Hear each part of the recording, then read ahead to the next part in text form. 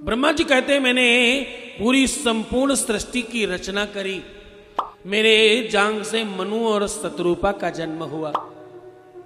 मनु शतरूपा से 2 पुत्र 3 पुत्रियां हुई। इससे सूर्यवंश और चंद्रवंश चला। इससे कृष्ण और राम के जन्म की व्यवस्था संपादित हुई।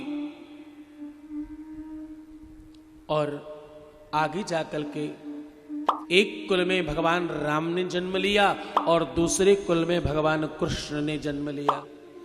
कहते ये दोनों की दोनों चीजें भी परमात्मा देवादिदेव महादेव की कृपा से संपादित हो सकी।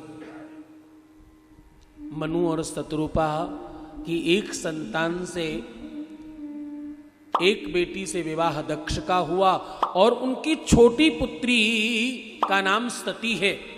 इनकी वैसे तो 84 बेटियां हुई, 84 कन्याएं हुई। 27 से तो चंद्रमा से विवाह कर दिया गया। इनकी 27 बेटियों से चंद्रमा का विवाह किया गया और एक बेटी का विवाह जिसका नाम सती है उसका शिव से विवाह किया गया।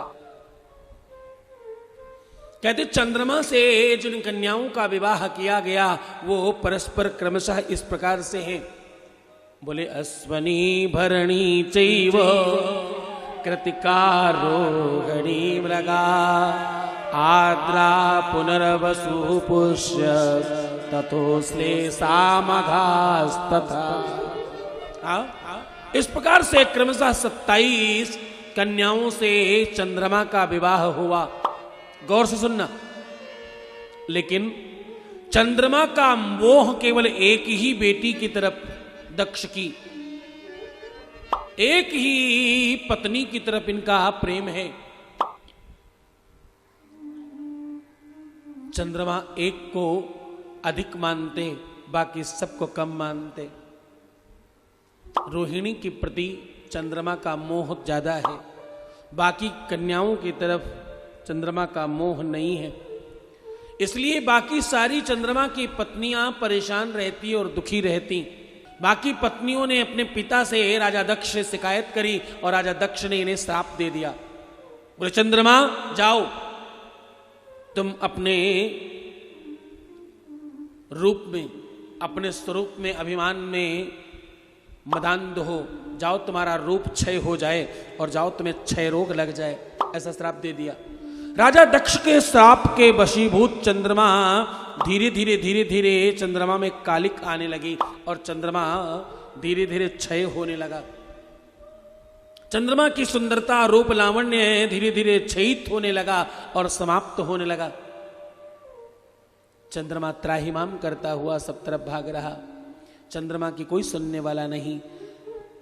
महात्मा नारद जी की कृपा से उसे शिव मंत्र मिला और नारद जी ने कहा तुम जाओ इस दिशा में जाकर के भगवान शिव की उपासना करो, भगवान शिव ही तुम्हारा काम कर सकते हैं, क्योंकि भाभिव मेट सके त्रिपुरारी, भगवान शिव के अलावा किसी में वो बात नहीं है।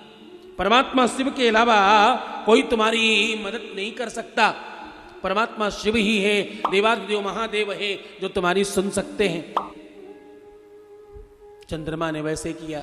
सौराष्ट्र देश में जाकर चंद्रमा भगवान शिव की शिवलिंग रखकर पूजन कर रहे हैं और महादेव को मना रहे हैं। महादेव के चरणों में बारंबार निवेदन कर रहे हैं। परमात्मा शिव के चरणों में बैठकर प्रार्थना कर रहे हैं। बाबा प्रसन्न हो गए और चंद्रमा के सन्मुख आकर प्रकट होकर के दर्शन दिया और चंद्रमा को बोला तुम चिंता न करना, 15 दिन अगर तुम क्षय होगे तो 15 दिन तुम धीरे धीरे बढ़ोगे। 2 महीने में पक्ष होंगे, 1 महीने में 2 पक्ष, एक शुक्ल पक्ष, एक कृष्ण पक्ष। एक में तुम धीरे धीरे घटते जाओगे, अमावस्या होगी, और दूसरे पक्ष में तुम धीरे धीरे बढ़ते जाओगे, पूर्णिमा होगी और लोग पूर्ण चंद्र का दर्शन करेंगे और फुल मून का लोग उत्सव मनाया करेंगे। जाओ चंद्रमा तुम्हारा क्षय रोग समाप्त हुआ। 15 दिन तुम घटोगे तो जरूर, लेकिन 15 तुम अगले दिन 15 दिनों में तुम बढ़ने लगोगे, ऐसा आशीष दिया। चंद्रमा हाथ जोड़कर खड़ा हो गया। बोला प्रभु महादेव थोड़ी कृपा करो, थोड़ी करुणा करो हम पर। जब किसी पर कोई पाप लग जाए, जब किसी पर कोई श्राप लग जाए, जब किसी का नाम खराब हो जाए तो संसारी उसे पूजित नहीं करते। लोग सूर्य को रोज जल देंगे, सूर्य को लोग रोज नमन करेंगे, मुझे कोई जल नहीं देगा, मुझे कोई नमन नहीं करेगा और लोग मुझे हे दृष्टि से देखेंगे, लोग मुझे बुरा समझेंगे। तो भगवान ने चंद्रमा को उठाया और अपने शीश पर धारण कर लिया और भगवान चंद्रमौलेश्वर कहलाए। बोले चंद्रमौलेश्वर भगवान की जय। बोले अब जितनी बार मेरे ऊपर जल चढ़ेगा उतनी बार तुम्हारे ऊपर जल चढ़ेगा। सूर्य को लोग सुबह शाम जल देंगे, तुम पर पूरा दिन जल चढ़ाया जाएगा। चंद्रमा को महादेव ने अपने शीश पर धारण कर लिया। वो चंद्रमा से पूजित लिंग को महादेव ने अपनी प्रथम ज्योतिर्लिंग बनाया। सोमनाथ ज्योतिर्लिंग के नाम से सोमनाथ में, सौराष्ट्र प्रदेश में सोमनाथ नाम की ज्योतिर्लिंग को स्थापित किया और महादेव की द्वादश ज्योतिर्लिंग में से पहली ज्योतिर्लिंग बनी। और महादेव ने आशीष दिया कि जो भी इसको दर्शन करेगा, पूजित करेगा, जो भी यहाँ आएगा, नमन करेगा, वंदन करेगा, उसके जीवन में समस्त प्रकार की मनोकामनाओं की पूर्ति होगी और उसको हर प्रकार के पाप ताप से मुक्त कर दिया जाएगा। तो बोलो पाप हर भगवान की, सोमेश्वर भगवान की जय। भगवान सोमेश्वर के नाम से वहां स्थापित हुए और सोमनाथ ज्योतिर्लिंग पहली बारी बनी।